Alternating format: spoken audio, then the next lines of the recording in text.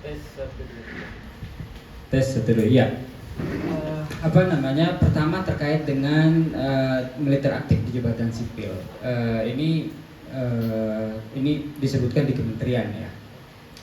Di antaranya mungkin yang sempat juga kita persoalkan yaitu posisi Mayor Teddy yang merupakan militer aktif, juga menjabat sebagai Seskap, sekretaris kabinet, gitu ya.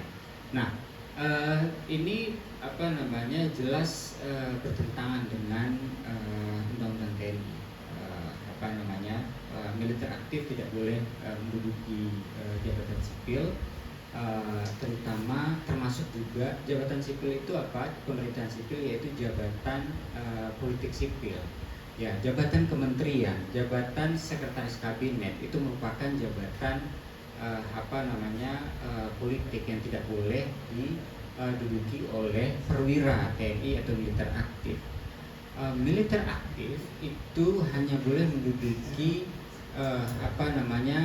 jabatan atau institusi sipil itu di 10 lembaga yang diatur di dalam pasal 47 ayat 2 Undang-Undang TNI.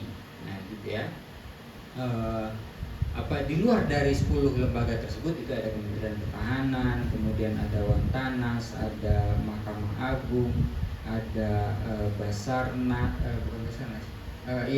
Badan SAR Nasional, kemudian lembaga cyber, ada 10 lembaga gitu ya.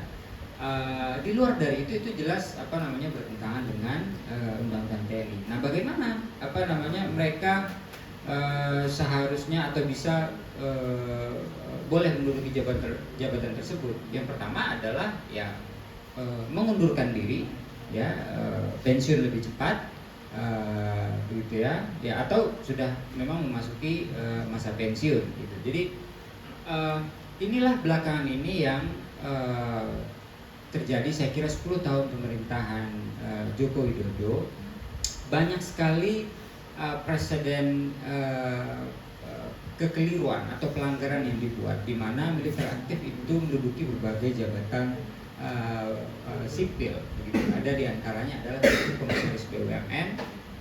Ya, kalau tidak salah menurut catatan Ombudsman tahun 2021 atau 2022 itu ada 11 ya militer aktif menjabat di Komisaris BUMN. Kemudian juga ada militer aktif yang menjabat sebagai penjabat kepala daerah di Kabupaten Seram bagian Barat dan juga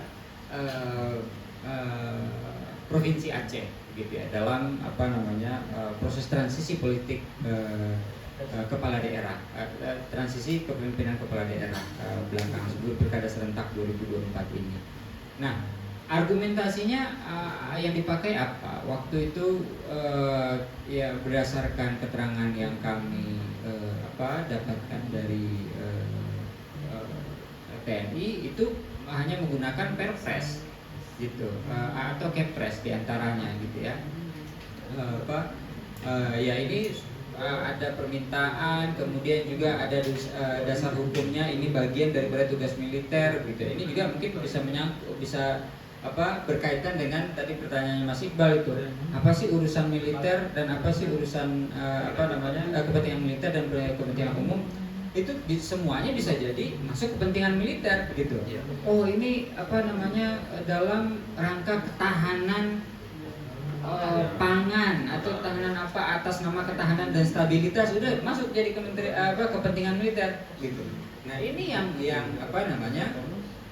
saya kira sebetulnya sudah jelas, tapi dibuat abu-abu, dibuat seolah-olah tidak jelas, dan kemudian itu bisa memasukkan kepentingan militer atau alasan keterlibatan militer dalam berbagai persoalan tersebut, sehingga kemudian instansi atau lembaga itu bisa diduduki atau dijabat oleh militer aktif gitu. Itu yang pertama.